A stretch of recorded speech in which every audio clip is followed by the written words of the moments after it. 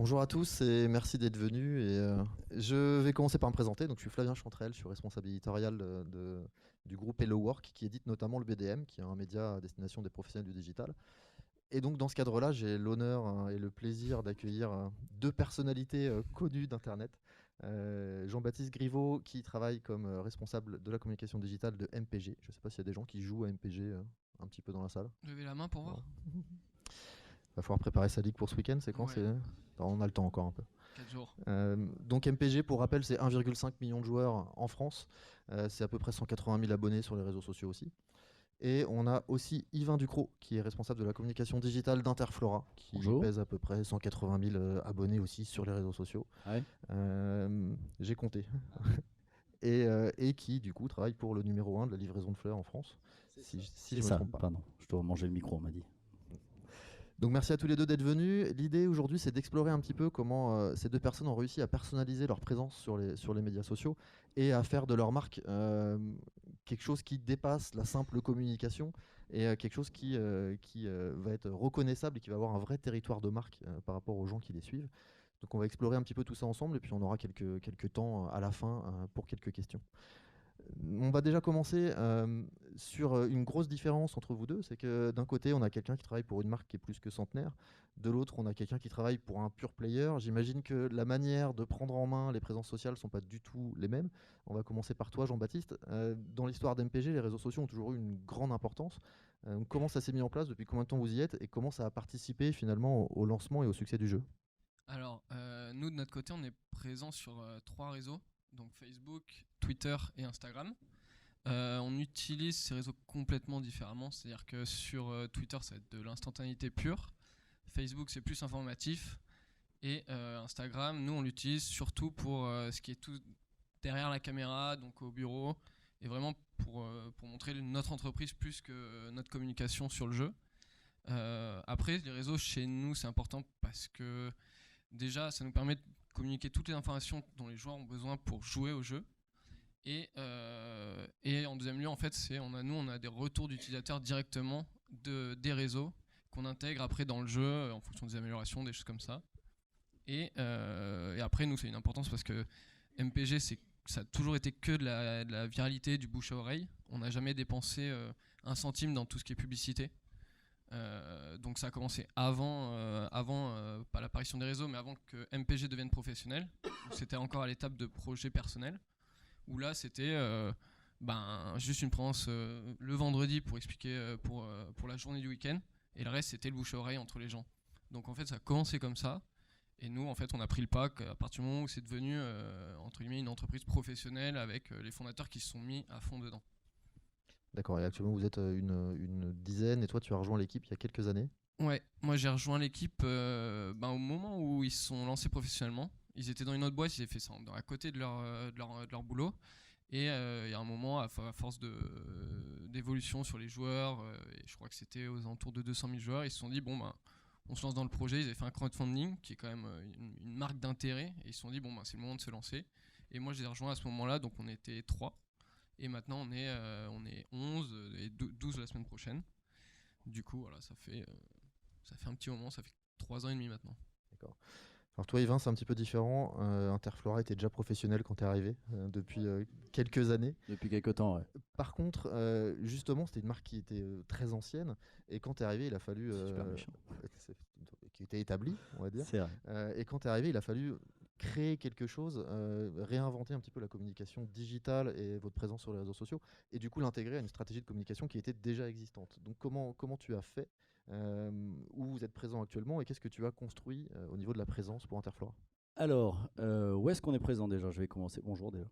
On est présent principalement aussi sur Facebook, Twitter et Instagram, avec des utilisations un peu différentes. Twitter, pour nous, c'est un peu un labo. C'est là où on publie énormément de choses, donc je reviendrai sur le contenu par la suite. On réagit beaucoup à l'actualité. Alors, je sais qu'il y a des personnes pour et des personnes contre, mais nous, on s'ancre vraiment dans le quotidien des gens. En fait, on n'offre pas des fleurs que à la Saint-Valentin, à la fête des mères ou à la fête des grands-mères. On peut offrir des fleurs toute l'année, et du coup, l'important, c'est aussi de s'ancrer dans le quotidien. Donc ça, c'est quelque chose de très important pour nous. Faut savoir déjà que sur Twitter, donc c'est une fleur qui parle, donc c'est pas moi, hein, c'est une personne, une fleur, hein, qui est au bureau en ce moment. C'est très important pour nous de communiquer au travers d'une fleur, déjà parce que c'est toujours plus mignon, et de deux, parce que au moins il n'y a pas cette séparation de genre entre hommes et femmes, ou quand on parle, bon, du coup je parle du contenu, mais quand on parle d'amour, si c'était un homme qui tweeterait, il serait plus intéressé. Peut-être il y a plus de femmes, entre guillemets, même s'il y a aussi des hommes, hein, je ne vais pas commencer à rentrer dans ce débat, mais qui seraient intéressés. Et si c'était une femme, il y aurait plus d'hommes. Donc l'objectif, c'était surtout de ne pas être clivant et de commencer déjà dès le départ à diviser notre communication. Sur Facebook, on est plus grand public, donc on va reprendre des contenus qui vont être diffusés sur Twitter, mais on va aussi diffuser des fleurs, beaucoup plus. Sur Twitter, on en diffuse, hein. Je pars peut-être un peu trop dans le détail, mais on va parler plus d'événementiel. Et sur Instagram, on va être beaucoup plus orienté sur, bien sûr, sur les visuels de bouquets, pour présenter aussi nos collections. On a une importance aussi assez élevée sur les stories. Pour nous, c'est presque un levier de communication bien plus intéressant au final, que de publier sur le compte. Tout simplement parce que ça crée beaucoup plus de liens en fait. Les stories, on peut poser beaucoup plus de questions, on peut diffuser beaucoup plus d'actu, là où sur le compte, c'est vrai que pour nous, c'est moins intéressant. Juste pour revenir sur ta question de base, qui était comment on a fait pour changer un peu la com. Donc faut savoir, quand je suis arrivé chez Interflora, on parlait beaucoup de fleurs, mais presque un peu trop sur le côté jardinage, genre la vie des tulipes, la vie des roses. Moi, je pars du principe que je suis un client lambda, et que obligatoirement le jardinage, c'est pas obligatoirement ce qui m'intéresse le plus dans ma vie, et qui me crée obligatoirement de l'attachement à la marque. Pour moi, ce qui était plus intéressant, c'était d'essayer de créer quelque chose, de se distinguer de la concurrence, et de créer quelque chose en tout cas qui a une identité propre. J'ai eu la chance, entre guillemets, que pendant que je communiquais, on change de baseline. Donc on était le pouvoir des fleurs, vous devez connaître à l'époque, et maintenant on est messager de vos émotions. Pour nous, c'était beaucoup plus logique de partir sur une trame émotionnelle, qui au final, le concept même des fleurs, hein. On offre des fleurs pour de l'émotion, donc des émotions joyeuses, des émotions un peu plus tristes, que d'être focus que sur le produit, même si, encore une fois, le produit est important et qu'on fait de la pub pour le produit. Mais je pense que les réseaux sociaux, ça ne doit pas être que publicitaire, ça doit créer du lien. C'est là où on essaie de se distinguer. Et tu anticipes un peu du coup ma question suivante, hein, mais c'est pas grave. Sur ce fameux territoire de marque, on en parlait à la table ronde précédente. Le minimum pour avoir une bonne présence en ligne, c'est d'établir ce territoire de marque, c'est de savoir ce qu'on va dire, et de créer une présence qui est cohérente par rapport aux personnes qu'on veut faire venir sur ces présences. Vous avez tous les deux mis en place une stratégie qui repose sur un territoire de marque qui est très ancré, qui est très reconnaissable. Alors d'un côté sur MPG, le compte MPG c'est un peu son pote, celui avec qui on discute, celui avec qui on se tease pour les résultats du week-end et puis pour les matchs à venir. Sur Interflora, on est effectivement très dans l'émotion, très dans le partage des émotions, et beaucoup plus que sur les fleurs en lui-même. Est-ce que c'est quelque chose que vous avez fait de manière consciente en préambule? Est-ce que vous avez testé différentes choses pour arriver à ce résultat-là, ou est-ce que ça a été une évidence pour vous? Et en deuxième partie de question, est-ce que vous avez établi des guidelines, ou est-ce que vous avez mis en place un process type pour être sûr de respecter ce ton et de respecter cette manière d'établir vos territoires de marque? Alors nous, déjà, faut le dire, c'est quand même plus facile de faire de l'humour sur le football que que pour un assureur ou des obsèques. C'est pas le même terrain de jeu. Après, nous, on est parti du principe. En fait, on connaît parfaitement notre cible. On sait que c'est des gens comme nous, donc des jeunes qui aiment le foot et qui regardent le foot à la télé avec leurs copains. Du coup, on leur parle comme si on parlait nous avec nos copains. Donc, alors c'est un peu, on va dire, irrévérencieux, mais on va pas se mentir, quand on regarde un match de foot, notre club de cœur prend un penalty à la 90e minute, on dit rarement ah, quel beau plat du pied, quoi. On va dire ah, quel gros bâtard. Du coup, forcément, on parle comme ça, et les joueurs sont d'abord intéressés par ce qu'on leur dit, par le contenu et pas par la forme. Je pense que les gens en soi ne veulent plus qu'on leur parle avec des courbettes ou des choses comme ça. Ils veulent juste avoir le retour sur leurs questions, sur leurs interrogations. Et après, concernant du coup l'autre partie, donc les guidelines, nous déjà on tutoie tout le temps. C'est une chose qu'on va, donc au-delà du fait que ça se démarque beaucoup des autres marques, on tutoie parce qu'on veut enlever tous les filtres qu'il y a entre nous et nos joueurs. Il faut que les joueurs ils se sentent comme s'ils parlaient à leurs potes, qu'ils leur demandent des conseils. Donc on a ça. On évite tout ce qui est franglais. Ça c'est une question pour le coup de personnalité, enfin notre personnalité. On est fier d'être français. On veut parler comme un français. Après, comme quand t'es au bar en fait avec ses copains, avec les joueurs, on s'insulte, on déconne, on a des retours, mais l'avantage c'est qu'il n'y a pas de filtre, donc chaque retour, en fait, le contenu est plus impactant que la forme, et nous c'est ce qui nous intéresse, quoi. Donc au moins tous les retours sont qualitatifs, plus que des cordialement, des choses comme ça, quoi. Okay. Donc sur Interflora, je crois qu'on s'insulte pas beaucoup. Non. Je pense pas vous en tout cas.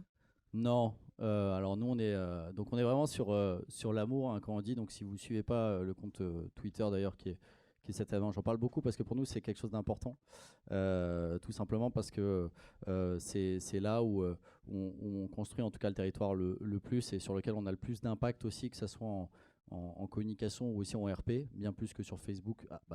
On va dire c'est des impacts différents.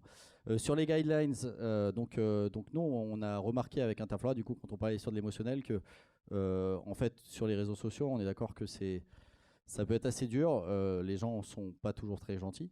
Après voilà, il y a aussi des gens très très gentils et il faut des fois creuser un petit peu. Et du coup on s'est assez vite orienté sur ce côté émotionnel et d'être un peu le compte de l'amour. Et quand je dis le compte de l'amour, donc l'objectif pour nous c'est vraiment de créer, comme je disais, du lien entre les gens, donc qui partagent, que ce soit des compliments, des émotions, des cœurs et des choses comme ça. Donc dans les guidelines qu'on a mis en place, c'est qu'on répond à tout le monde, quelle que soit la personne, quel que soit ce qu'elle nous dit. C'est-à-dire aussi bien des personnes qui vont nous dire des choses gentilles, même bonjour, que des personnes qui vont nous insulter. L'objectif c'est de vraiment essayer de répondre à tout le monde et toujours de le prendre de côté un peu décalé et humoristique. Après, on essaie, donc on a 3 éléments, donc 3 pierres, on va dire, principales dans notre communication, hein, sur les réseaux sociaux avec Interflora. C'est l'amour. Alors, je vais pas dire de l'amour, d'ailleurs, je vais dire les relations sentimentales au sens large, parce qu'on parle pas que d'amour, et vous avez sûrement dû le voir. C'est l'humour et les fleurs. Donc l'humour, c'est un élément important aussi parce que ça permet d'obtenir de dégager de la légèreté et de créer aussi de l'attachement à la marque, beaucoup plus que si on restait froid. Et du coup, dans ces 3 éléments qui sont pour nous primordiaux, on essaie à chaque fois qu'on diffuse quelque chose qu'il y ait au moins 2 de ces éléments. Donc que ça soit amour et fleurs, amour et humour, ou fleurs et humour.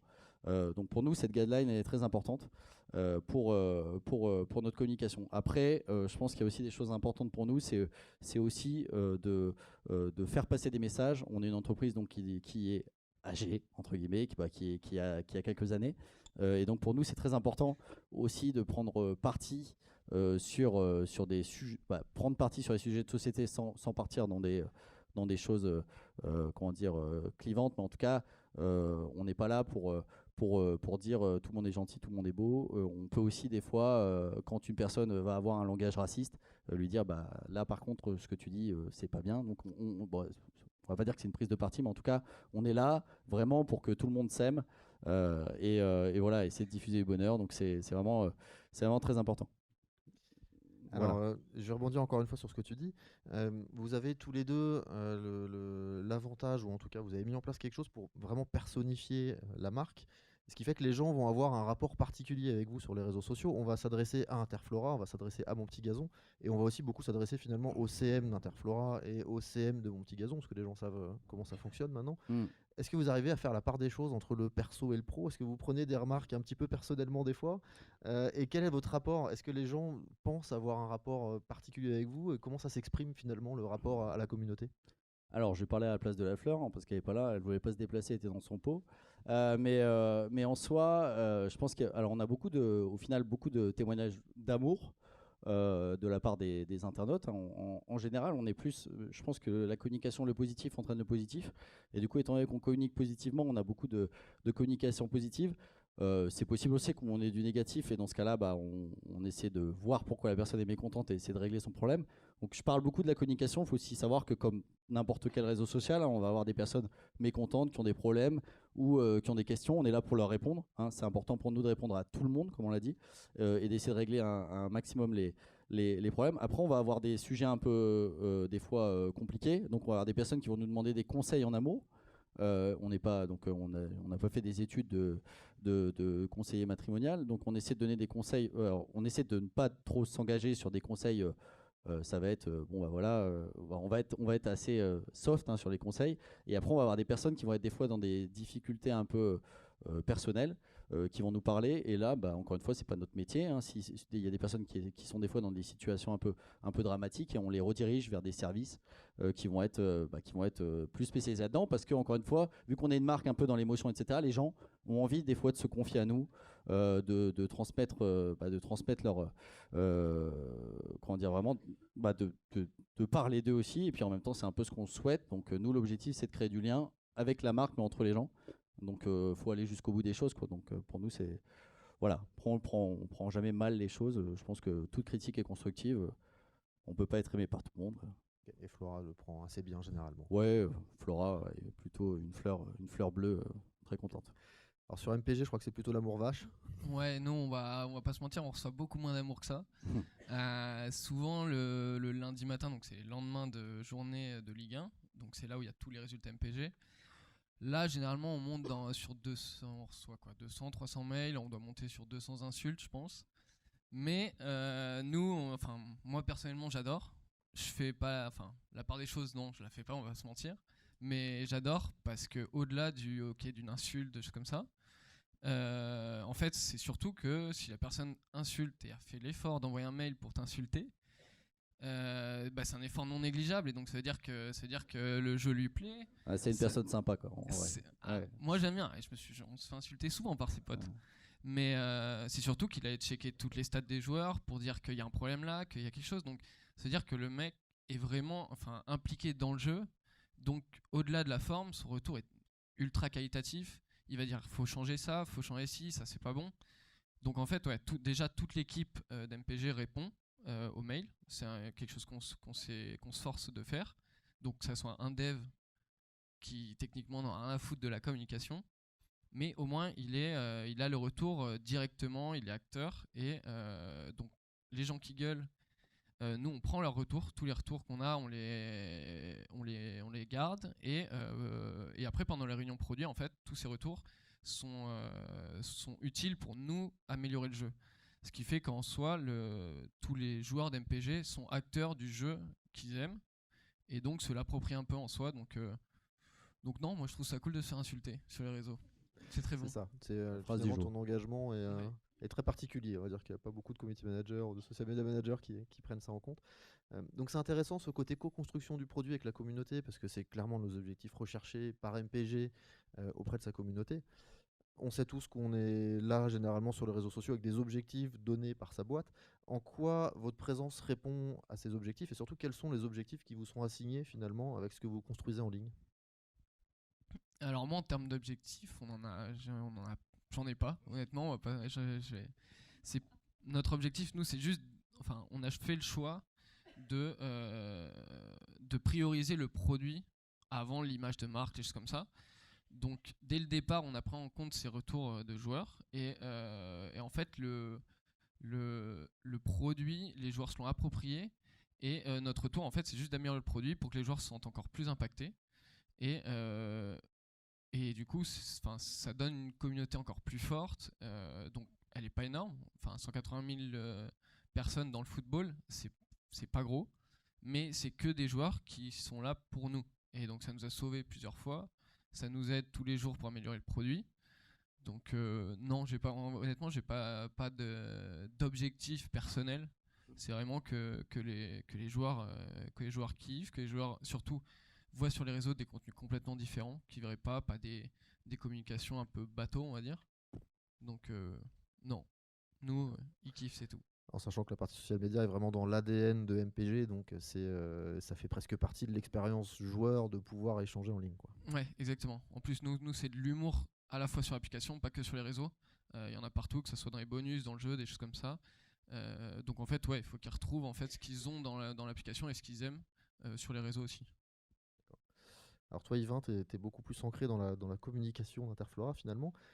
Quels sont tes objectifs que toi tu te fixes et sur la base de quoi tu échanges finalement avec ta direction ou avec en interne pour pousser tes actions? Alors, bon, contrairement à toi, non. En fait, nous, on a des objectifs, mais je pense que ce serait un peu bizarre de se donner qu'un seul objectif, parce qu'en fait, nos objectifs sont complètement différents en fonction de la communication qu'on met en place. Pour être précis, quand on lance, on a monté un partenariat avec Disney. Donc on a créé des bouquets Disney Princesse, parce qu'on aime bien raconter des histoires à Interflora, donc pour moi, l'histoire est très importante. Et du coup, les objectifs qu'on a sont différents en fonction de nos communications. Par exemple, quand on fait parler du bouquet Disney, en effet, l'objectif c'est de faire parler de ce bouquet et qu'il soit acheté. En effet, quand on a lancé un service qui est de livraison sans adresse, donc le principe c'est en fait si vous avez que le SMS, le téléphone ou le mail d'une personne, vous pouvez lui livrer des fleurs et en fait on lui envoie un message en lui disant: quelqu'un veut vous livrer des fleurs, est-ce que vous pouvez rentrer votre adresse s'il vous plaît?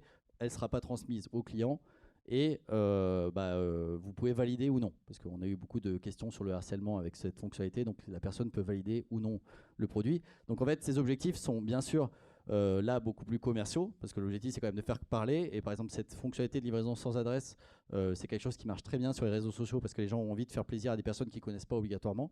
Après, on a des objectifs de communication. On n'est pas là à se battre pour du retweet, on n'est pas là à se battre pour un nombre d'abonnés. On crée aucun concours, on demande de follow la marque, d'accord, parce qu'on n'est pas là à faire gagner une voiture pour qu'on ait 500 000 abonnés qui s'abonnent à nous et qui ne sont pas intéressés par la marque.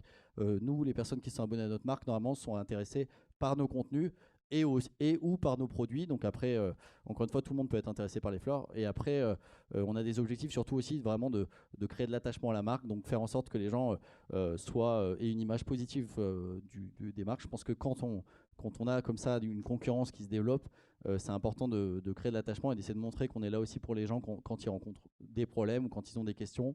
Donc voilà, donc je veux dire, on a vraiment des objectifs distincts par rapport aux différentes communications qu'on fait. On peut avoir des trucs bien plus événementiels que des trucs un peu en fil rouge qui vont être juste s'ancrer dans le quotidien. D'accord, donc voilà. Tout ce qui est objectif en termes d'image, c'est toujours un peu dur à mesurer finalement. Donc si vous vous attardez pas sur les KPI qui sont retweet, like, etc., est-ce que vous avez des signaux faibles que vous écoutez? Donc ça peut être le nombre de mails reçus le lundi matin après la journée, ou ça peut être justement ces petits messages que vous recevez, ou sur quoi vous vous accrochez d'autres que les retweets pour avoir une vue de est-ce que je vais dans le bon sens ou pas finalement? Alors nous on a clairement le nombre de réponses, c'est-à-dire que c'est beaucoup plus les interactions sous le tweet que obligatoirement le retweet. Donc le retweet crée beaucoup moins d'échanges au final. Et d'ailleurs c'est assez intéressant de voir que sur Twitter le retweet est compris, mais si quelqu'un cite le tweet, le retweet n'est pas comptabilisé. C'est-à-dire qu'en clair, si une personne vous cite dans son tweet en marquant ah c'est cool ce que vous avez fait, ou qui répond ou qui vous pose une question, ça va pas être comptabilisé dans le retweet. Donc au final les chiffres sont pas le même, et vu que nous on veut créer de l'interaction et de l'échange, il y a peu de personnes qui nous retweetent sans parler au final. Donc ça c'est important. Après encore une fois, nous l'objectif c'est aussi d'avoir des relais, que ça soit RP, des relais par des blogueurs, blogueurs ou même par des personnes. Au final, on répond aux personnes qui ont 10 abonnés comme on répond aux personnes qui ont 1 million d'abonnés. Donc on n'est pas à se dire oh mon Dieu, lui il y a 10 abonnés, on s'en fout, on répond vraiment à tout le monde. Donc l'objectif c'est vraiment de créer ce lien avec toutes les personnes. Et voilà, et le fait est que si on regarde derrière en termes de résultats, ça marche. On sait qu'il y a des personnes qui pensent à nous et qui ne connaissaient pas Interflora avant, par exemple, et qui pensent à nous pour acheter, pour commander un bouquet. Typiquement, après j'arrête. Typiquement, une chose importante pour nous, c'est on n'est pas là pour vendre. Enfin, moi, je ne suis pas là pour vendre sur les réseaux sociaux. C'est-à-dire que si une personne me dit ouais, de toute façon vous êtes là juste pour m'acheter, moi j'ai pas l'argent, donc vous êtes juste là pour me faire acheter des fleurs, je fais non, n'achetez pas de fleurs si pour vous vous n'avez pas l'argent ou vous n'avez personne à qui offrir. Achetez des fleurs si vous en avez envie en fait. Et je pense que c'est ça en fait, c'est nous on est là pour créer des occasions d'acheter des fleurs parce que voilà on a un bouquet qui sort ou parce qu'il y a un événement, un anniversaire ou autre. Mais si à un moment pour vous, vous n'avez pas envie d'acheter des fleurs, on n'est pas là pour vous forcer d'acheter des fleurs. Achetez des fleurs si vous avez envie d'acheter des fleurs et de faire plaisir. Et voilà, et que vous êtes content de nos services, que vous êtes content de nos bouquets. Et je pense que ça, c'est que ça frustre beaucoup les personnes qui sont là en mode ah non, mais vous êtes une entreprise commerciale, il faut à tout prix que vous nous dites toutes les 5 secondes d'acheter des fleurs parce que sinon vous faites pas votre taf. Non, bah non, on fait acheter des fleurs si vous avez envie d'acheter des fleurs et de faire plaisir à quelqu'un, point barre. On n'est pas là pour pousser. Et encore une fois, pour moi, je distingue beaucoup les réseaux sociaux de la publicité qu'on peut faire sur Facebook ou autre, où là, pour le coup, l'objectif est vraiment plus un objectif de transformation. On va présenter des bouquets et on va leur dire, bah, si vous êtes intéressé par acheter des fleurs, là, on vous présente des bouquets. Mais je pense qu'à vouloir trop tout mixer, dire, ah oui, les réseaux sociaux, ça doit faire des ventes directes en last click et rien d'autre. En fait, au final, vous faites rien à part dire ce que les gens savent déjà. Oui, d'accord, Interflora fait des fleurs, Orangina fait de l'Orangina et Oasis fait de l'Oasis. Ok, bon, bah, génial, c'est super, mais ça raconte pas d'histoire. MPG, vous avez Parlez beaucoup. des signaux faibles aussi? Nous, alors effectivement sur Twitter les chiffres sont pas forcément très pointus. Sur Facebook après nous l'engagement compte beaucoup. Alors au-delà du fait que c'est de la visibilité, c'est surtout ça nous donne un peu une tendance de savoir ce qui marche et du coup ce que les joueurs aiment comme contenu. Et après effectivement la visibilité nous est importante dans le sens où vu que ça marche MPG par ligue, donc faut jouer forcément à minimum 4, avoir 3 potes ou 3 copines. Une personne qu'on amène sur MPG peut nous en ramener en fait 2 ou 3 nouveaux joueurs. Donc c'est pour ça qu'on répond absolument à tout le monde. C'est-à-dire que quand il va taguer sa copine pour, comme sur le tweet d'avant, pour s'excuser du week-end qu'il a fait passer, et ben ça arrive souvent que la copine me dise bah dans ce cas je joue avec toi. Et la copine ça lui plaît donc elle ramène 2 copines. Et donc c'est pour ça que nous chaque joueur est important et peut nous ramener d'autres gens. Donc nous on est preneurs à chaque fois. Un joueur satisfait, c'est un joueur qui n'est pas content, mais qui va ramener des gens quand même, quoi. Ok. Alors, on en parlait hier soir, vous aviez pas mal d'anecdotes un peu croustillantes sur vos rapports avec vos communautés. On va en passer certaines sous silence pour aujourd'hui, mais si vous deviez garder une anecdote en tête d'un échange que vous avez pu avoir avec votre communauté ou d'une opération que vous avez lancée, je sais que toi, Yvan, tu as connu notamment beaucoup de succès avec une certaine opération de Noël. Tu peux en choisir une autre, hein, je ne t'aiguille pas du tout, mais ça serait quoi du coup? Bon, je commence apparemment. Du coup, non, alors des anecdotes, c'est sûr qu'on en a beaucoup. On a beaucoup d'anecdotes privées, donc qu'on ne peut pas obligatoirement donner. Je pense que si vous avez vu, je sais pas, bon, truc un peu classique, mais quand il y a eu une panne d'OVH, que vous connaissez certainement, on avait réagi en disant quel est le comble pour Interflora, c'est de planter alors que tout le monde était en mode oh mon dieu, on perd du chiffre d'affaires, c'est la fin du monde. Et du coup, ça a été relayé partout. On a envoyé des fleurs à OVH en leur disant bon courage. Enfin voilà, ça c'est vraiment le côté positif, c'est-à-dire que tout le monde pétait un cap partout en mode oh mon dieu, mais c'est la fin du monde. Et nous, on était en mode bon bah tant pis. Et donc ça, pour nous, c'est quelque chose d'intéressant. Et après, oui, en effet, on a monté depuis 4 ans, je pense, une opération qui s'appelle Petit Papa CM, donc qui est très focus Twitter pour l'instant, qui est en clair une haute collaborative entre différentes marques. Hein. Je crois que cette année, on était à 150 marques qui ont participé et je ne sais plus combien de centaines de milliers de tweets qui ont été faits pour participer, où en fait le concept c'était chaque marque fait gagner un lot sur sa page, sur son compte, plus ajoute un lot dans une haute qui est gagné par une seule personne. Donc il y a une personne qui est partie avec 160 cadeaux, plus de 200 000 euros de cadeaux, je crois. Ou peut-être, non, 200 000 c'est peut-être beaucoup, 20 000. J'aurais dû, voilà, je grossis un peu, je ne suis pas marseillais. Mais... Bref, tout ça pour vous dire que voilà, c'est des opérations et pour moi, pour nous en tout cas, c'est toujours intéressant, c'est de créer du lien. Donc on crée du lien avec les personnes et là on crée du lien avec les marques pour faire plaisir aux gens. Donc ça va complètement dans la communication qu'on souhaite faire sur Interflora. Et quand il fait froid, faites des câlins. Hein. C'est le petit lapin qui le dit. Donc, message important. Ouais. Et moi j'en garderai 2. La première c'était par mail en fait, on répond comme d'hab à tous les mails et une fois quelqu'un qui perd son mot de passe donc on lui répond et faut savoir sur MPG on a 96% de mecs qui jouent malheureusement et là il se trouve que c'était une femme donc on a dit on n'oublie pas son mot de passe comme on n'oublie jamais l'anniversaire de sa copine jusqu'au moment où on s'est rendu compte que c'était une femme donc on s'est excusé et on l'a dit c'est cool une femme qui joue et en fait c'était une mamie de 77 ans qui joue avec son fils et son neveu en tête de sa ligue, qui remporte sa ligue. Et c'est des petites choses comme ça, mais ça veut dire que même une grand-mère peut s'amuser sur MPG. À partir de ce moment-là, on a réussi sa vie, quoi. Pas besoin de Rolex. Et la deuxième chose, en fait, surtout qui nous a permis de mesurer l'impact de notre communauté, c'est il y a 3 ans, je crois. En fait, on faisait un peu MPG en sous-marin, c'est-à-dire qu'on utilise le nom des joueurs, les maillots, mais on n'a aucun accord. Donc un petit matin, on reçoit un recommandé de la Ligue de football pour nous dire ce que vous faites, vous n'avez pas le droit, donc vous allez arrêter. Et à partir de ce moment-là, ils se sont fait harceler par une armée de joueurs qui se voyaient passer un week-end sans MPG. Et du coup, ils se sont rendus compte en fait qu'ils risquaient de faire une grosse boulette à enlever MPG. Et donc, ils se sont rapprochés de nous. Et maintenant, on est en partenariat avec la Ligue. Et en soi, tout ça, c'est grâce aux joueurs qui jouent à notre jeu tous les week-ends. On n'y est pas pour grand-chose avec la Ligue. Du coup, c'est mignon. C'est mignon. Et puis un petit lobby, je crois, de la part de beaucoup de footballeurs qui jouent eux-mêmes à MPG, ça doit aussi pousser et aider pas mal. Ouais. Ça arrive que sur le terrain, en fait, dans les matchs pro, ils se chambrent sur MPG parce qu'ils ont marqué un but, mais qu'ils se sont marqués contre eux sur MPG. Du coup, ça fait quelques petites choses pas mal. Avant de passer aux questions-réponses, est-ce que vous pourriez me faire une réponse en une phrase? Oui, je te regarde, Yvain. Moi, je parle pas. Tu as bien raison. Si vous deviez donner un conseil à quelqu'un qui veut se lancer ou qui veut un peu booster sa présence sociale et qui voudrait justement personnifier sa marque, avoir une vraie ligne comme ça, ce serait quoi votre conseil? Une phrase. Vas-y, commence. Je prépare ma phrase. Une phrase ou trois. Hein. Ok. Moi, je dirais le premier truc, c'est bien connaître ses clients. Parce que on peut pas parler au global en fait. Je pense que chacun a une cible.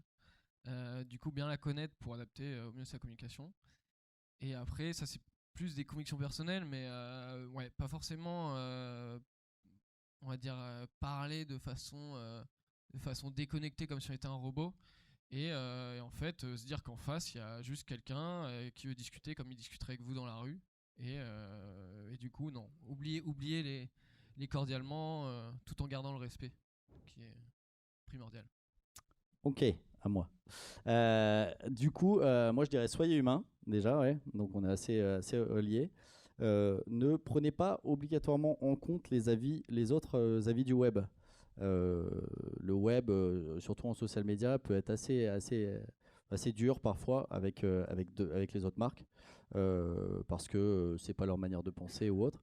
Je pense que c'est important d'avoir votre avis et puis d'y aller à fond sans pour autant prendre en compte les avis de tout le monde, parce qu'on ne peut pas plaire à tout le monde, et si vous plaisez à tout le monde, vous plaisez à personne. Voilà. Et troisième chose, et je le dis, c'est important, ayez du budget. À part certains sites peut-être comme Monty Gazon qui est très sur des participants en direct, on va dire viral. Si vous êtes sur une marque un peu moins virale, on ne peut pas faire grand chose sans budget. Je ne dis pas de tout sponsoriser ou autre, mais il y a un moment, faut arrêter, je pense. Bon, on est en 2020, ouais. Faut arrêter de croire qu'on peut tout faire sans budget et que les réseaux sociaux c'est une mine d'or qui permettent de tout faire. Ça n'existe plus. De toute façon, vous le voyez bien sur Facebook. Et si c'est pour faire une publication Facebook avec 2 likes et embauchez pas quelqu'un pour ça, quoi. Vraiment, faites de la relation client et faites pas de la com pour toucher. À part si vraiment vous avez une cible très spécifique, mais sinon, faites pas ça. Voilà. Une cible de 2 personnes, ça serait pas mal de likes. Ça dépend si c'est des millionnaires. Il nous reste quelques minutes pour des questions. Merci d'abord à vous deux pour vos interventions. J'essaie de répondre rapidement. Est-ce qu'il y a des questions dans la salle à nos 2 intervenants? S'il n'y a pas de questions, en plus.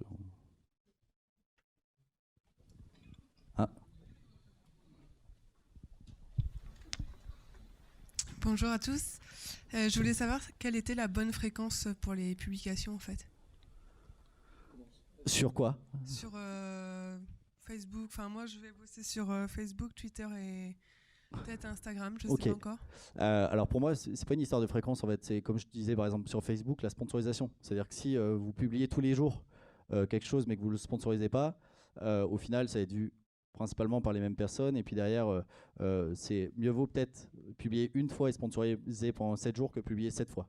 D'accord. C'est-à-dire après, si on parle de sponsorisation, si vous n'avez pas de sponsorisation, en fait, après la fréquence, ça dépend vraiment de votre communauté, entre guillemets.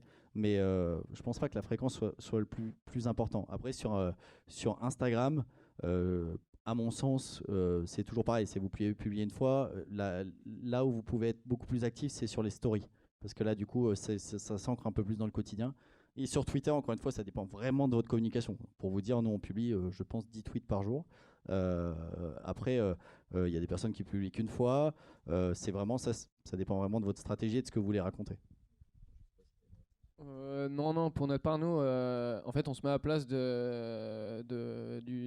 user. En fait, on se dit, bon, est-ce que ça, c'est un truc qui me ferait liker, qui me ferait taguer mes copains et à partir de ce moment-là, si on considère que oui, là, on poste, mais on poste pas tous les jours. Ça arrive, nous, qu'il y ait 3-4 jours où il n'y a pas de publication sur les réseaux. On veut avant tout, en fait, avant de le matraquer de publication, qu'il sache que quand il voit une publication, il y a un intérêt parce qu'on publie pas tout et n'importe quoi tout le temps. Je pense que c'est plus utile. Ouais. Est-ce que vous avez d'autres questions? Je sais qu'il est 12h30 et que tout le monde a hâte d'aller manger, mais on a encore 5 minutes. Bonjour. Bonjour. Merci pour la présentation, c'était super intéressant. J'avais une petite question pour Yvain. C'est moi. C'est toi. Et pour Flora, mais que tu n'as pas pu amener. Sur Facebook, j'ai été voir, je connaissais pas du tout la communication que vous faisiez. Du coup, je suis allé voir sur Twitter un peu. Il y a quand même tous les sujets, quoi. C'est coronavirus, gastro et tout ça. Et je me suis dit, est-ce que sachant que la cible, l'audience est potentiellement différente sur Facebook, est-ce qu'il y a certains sujets que vous abordez ou certaines blagues que vous faites sur Twitter que sur Facebook vous faites pas? Encore une fois, on sent que dans le quotidien beaucoup plus sur Twitter, donc ouais, on va parler de choses qu'on parlera peut-être moins sur Facebook. En soi, comme je disais, on a une communication plus grand public sur Facebook, donc ça va être quelque chose qui touche un peu plus tout le monde. On a parlé des grèves, en effet, on a parlé alors bon, la gastro, on n'en a pas parlé tant que ça, mais si j'ai vu. Ouais, on a peut-être fait une fois, mais après encore une fois, ça c'est comme on nous dit souvent, pourquoi vous parlez de célibat alors que c'est les gens amoureux qui offrent des fleurs, mais non. Alors là, encore une fois, déjà le célibat se partage à tout le monde, là où l'amour se partage qu'à deux. Donc en fait, c'est comme ça. C'est les gens, quand on parle de célibat, ils vont citer tous leurs amis célibataires parce que ça leur fait penser à des amis, alors que les amoureux, ils vont citer que leurs amis amoureux. Donc on parle aussi d'amour et de compliments. On parle pas que de ça. Et les célibataires offrent des fleurs aussi à leur mère. Hein. Ils ont aussi des mamans. Hein. Ils ont aussi des anniversaires. Voilà. Donc non, on se limite pas sur Facebook. On va juste être plus grand public. C'est-à-dire que c'est sûr quand c'est très spécifique, par exemple un jeu vidéo dont on parle sur Twitter. D'ailleurs, on aime bien faire ça. L'objectif de notre com, c'est vraiment de surprendre. On n'est pas là pour de parler que quand il y a des fleurs, sinon on parlerait jamais d'ailleurs. Mais du coup, on a parlé de Final Fantasy VII parce qu'il y a Aeris qui est une fleuriste dans Final Fantasy VII, si vous connaissez. On a parlé de beaucoup de jeux vidéo et d'autres sujets. On est assez large sur Twitter, là sur Facebook, on va être beaucoup plus concentré. Ouais. Merci beaucoup. Alors on a le temps pour une dernière question, éventuellement. On ne partira pas tant qu'il n'y a pas d'autres questions.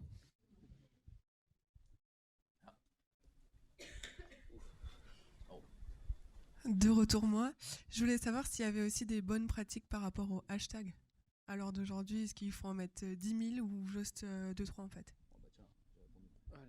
Nous, on fait pas trop le hashtag, honnêtement. Je suis pas sûr, sauf pour les hashtags qui sont en tendance, des choses comme ça. Parfois, ça marche pas mal. Mais en fait, nous on se base sur Instagram en fait, où par exemple on va prendre les Instagrammeuses qui mettent 1800 hashtags à côté d'une photo nulle. Moi, honnêtement, moi ça me gonfle. Du coup, on se dit que nos joueurs ça va les gonfler aussi. Ce qui importe, c'est surtout le message qu'on met avant, quoi. Et juste pour réagir, donc nous, vu qu'on sent que dans le quotidien, en effet, il y a plusieurs fois, on utilise des hashtags qui sont en tendance sur Twitter. Sur Instagram, on utilise très peu, voire pas. Sur Facebook, non. Ça n'a pas de sens. Mais après, faut pas tout concentrer sur les hashtags. On publie aussi des contenus où il n'y a pas de hashtag. Donc ça, après, c'est quand c'est en tendance, l'intérêt, c'est que c'est que les gens en discutent et qu'ils sont intéressés. Donc c'est quelque chose sur lequel on peut pousser. Merci Yvain, merci Jean-Baptiste pour votre intervention. Si vous avez des questions, n'hésitez pas à venir les voir. Ils sont encore là quelques heures sur l'événement et échanger directement avec eux. Et d'ailleurs, merci à tous d'être venus. Vas-y Yvain. D'ailleurs, j'ai une petite actu, donc je parlais de la livraison sans adresse. Je vais quand même en parler. En exclusivité pour une petite exclue. Donc là, on faisait donc la livraison sans adresse avec SMS et téléphone. Depuis cette semaine, vous pouvez maintenant livrer des fleurs avec simplement l'arrobase Twitter de la personne. Bon, on a les limites de Twitter, hein, ce qui fait que la personne, il faut qu'elle puisse recevoir des DM soit d'Interflora, soit en global. Mais ça permet une nouvelle fonctionnalité. Ça permet aussi de faire plaisir à des personnes obligatoirement que vous ne connaissez pas personnellement. Enfin, l'objectif, c'est de transmettre toujours plus d'amour. Donc voilà. Bonne journée. Bon, merci à tous.